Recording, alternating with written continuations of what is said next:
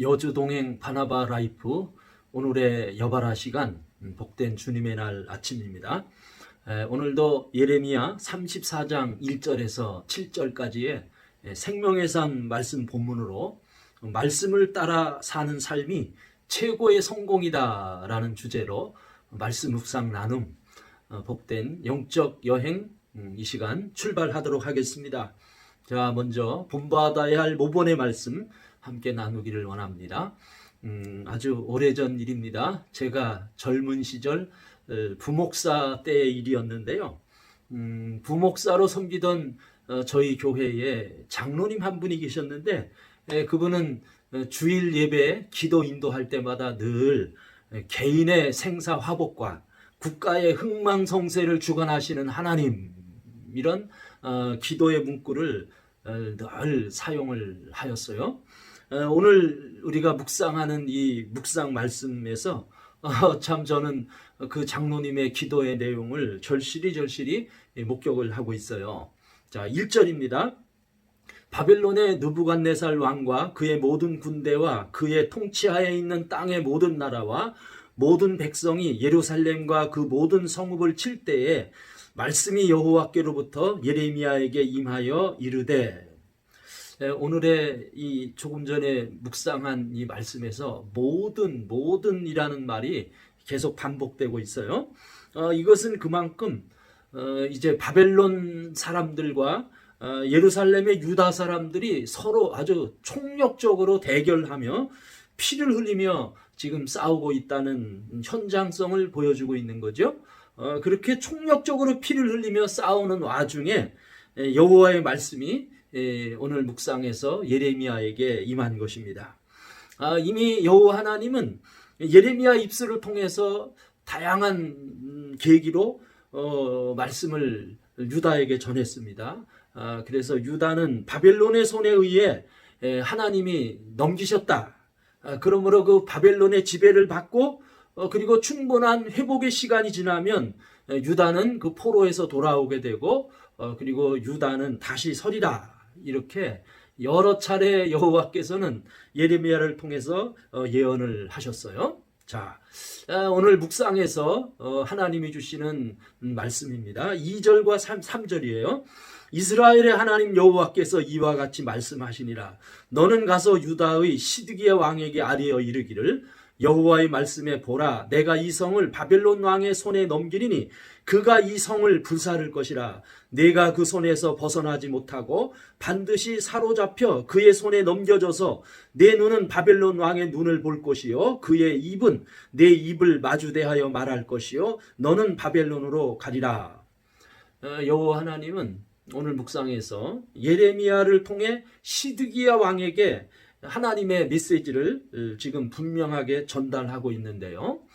하나님이 시드기야를 통해서 전달하는 메시지를 정리해 보면요.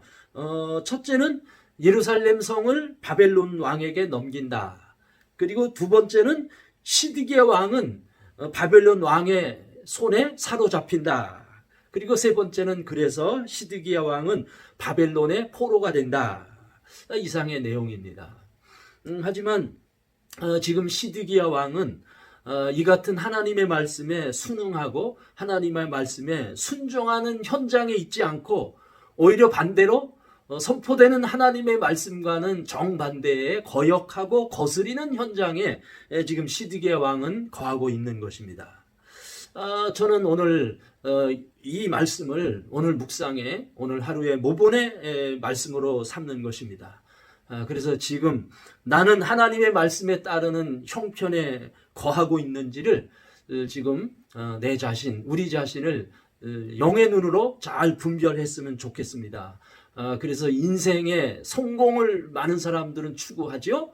그래서 인생의 어떤 성공보다 인생의 어떤 성취와 소유보다 중대한 것이 하나님의 말씀을 순응하는 것이죠. 하나님의 말씀을 거역하지 않는 삶. 이러한 삶을 오늘 하루의 모본의 삶으로 삼고자 하는 것입니다. 자, 이어서 다음에는요. 순종해야 할 지시의 말씀 또 함께 나누기를 원합니다. 인생이 하나님의 뜻과 하나님의 말씀을 거역하지 않고 숙명을 따라야 함은 그 인생은 하나님께로부터 생명과 구원을 얻기 때문입니다.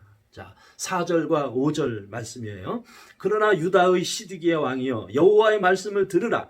여호와께서 네게 대하여 이와 같이 말씀하시느니라. 네가 칼에 죽지 아니하고 평안히 죽을 것이며 사람이 너보다 먼저 있는 네 조상 곧 선왕들에게 분향하던 것 같이 네게 분향하며 너를 위하여 애통하기를 슬프다 주여하리니 이는 내가 말하였음이라. 여호와의 말씀이니라 하니라. 오늘 조금 전에 묵상한 말씀에 그러나 여호와의 말씀을 들으라 이렇게 시작하고 있어요. 유다의 시드기야 왕에게 살 수 있는 희망이 하나님의 말씀에 있다는 거예요.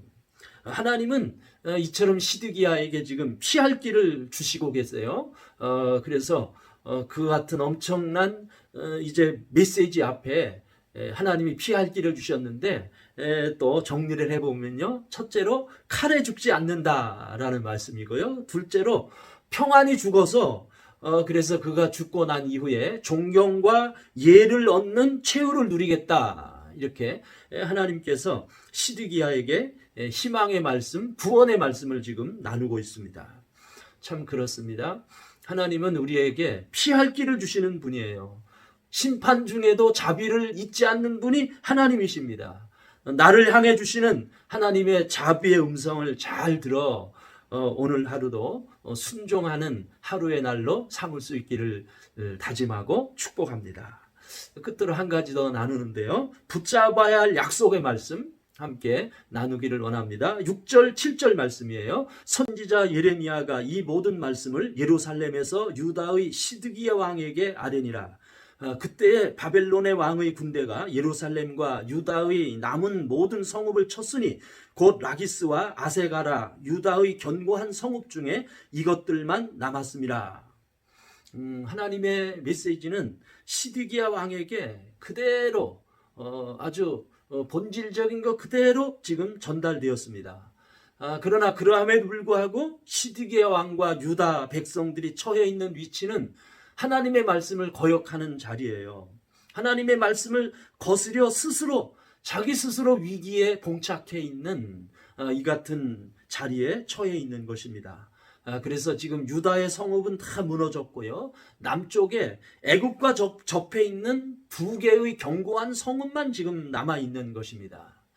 그러나 오늘 우리 묵상 속에서 우리가 붙잡아야 할 약속의 말씀이 있습니다. 그것은 위기는 곧 기회라는 말씀이에요.